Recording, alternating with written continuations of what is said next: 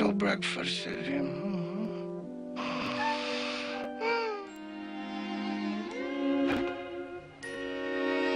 Oh, bother. Empty.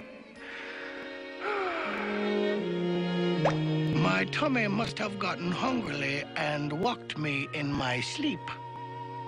But then, why am I still hungry? A trail. Perhaps it will lead me to some answers.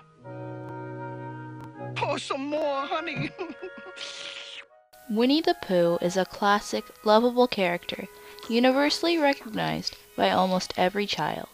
In fact, Winnie the Pooh and his friends may have had a large role in your childhood.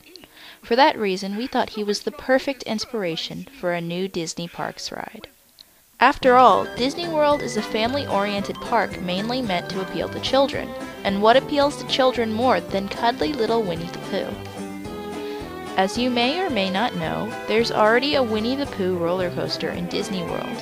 However, this was constructed in 1999, and as you know, technology has come a long way since then, including roller coaster technology.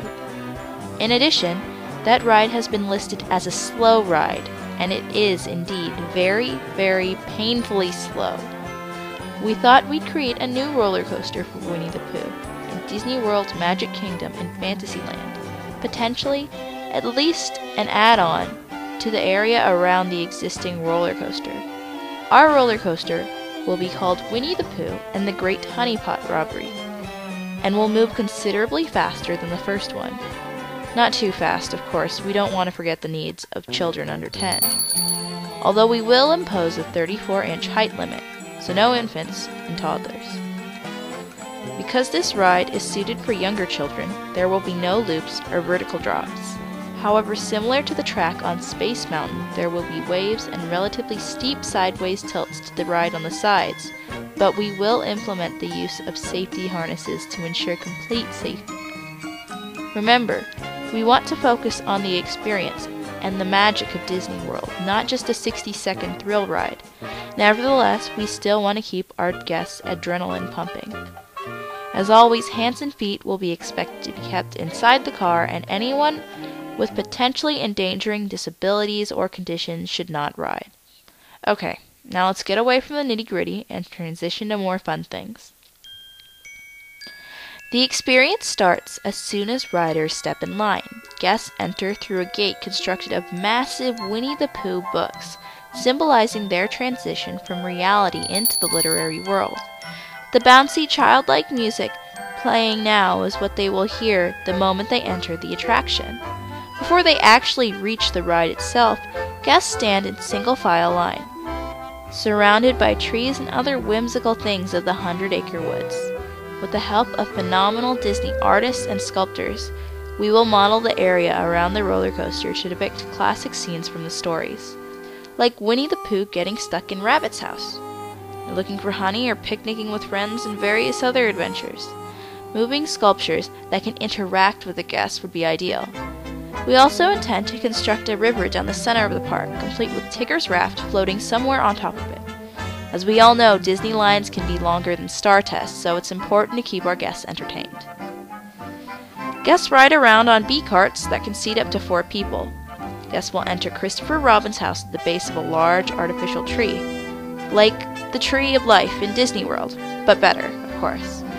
The carts will go around the artificial tree, where riders will be able to see a breathtaking view of the park, as well as the squirrels and sculptures of Pooh and his friends in the tree, such as Pooh floating on a balloon to get honey, or Tigger testing out one of his flying contraptions.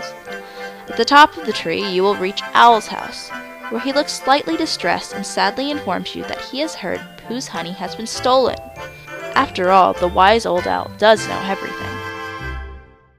You then travel into the leaves of a tree on a tree branch, which tilt down into a massive honey pot, the top of which you will spiral around like a whirlpool before dipping into the center. There will be more loops in the interior of the honey pot. Rooms that you will enter will be built around the track in the honey pot. First is Winnie the Pooh's house, where you will find him distraught over empty spilled jars of honey on his kitchen floor.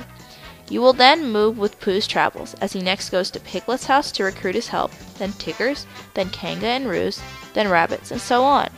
The cars will move more slowly in the room so that passengers will get to see what's going on. After Rabbit's house, you hit the bottom of the pot, where the track loops in a perfectly timed rose curve as the carts must cross the same intersection track in the middle. Built around each rose curve is a different situation. In the first one, Pooh and his friends spot a trail of honey in the woods, which they begin to follow in the second one. In the third rose curve, they realize the honey trail leads to a cave. The fourth rose curve is them entering the cave and spotting a glowing pair of eyes, and the fifth is them fleeing the menacing cave as you exit the honey pot and move back into the outdoor forest. As you journey back to the start of the roller coaster, you discover that a hungry baby heffalump has stolen Pooh's honey. At first, Winnie the Pooh and his friends seem incredibly scared, but at the end of the track there is a scene of Winnie the Pooh and his friends hugging the helpless baby heffalump, who they realize is no more dangerous than a fly. This differs quite significantly from the first ride, constructed in 1999, which villainized the heffalump. When the Heffalump movie is released post-construction of the first ride, we established that heffalumps were good, not bad. Finally, the ride will end where it began. The passengers will depart, traveling alongside the same line that is entering.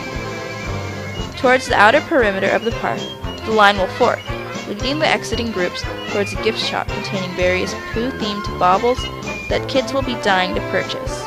Costumes, candy, balloons, magnets, keychains, and other souvenirs are just a small portion of the delights that we have in store. Through this gift shop, guests will then exit.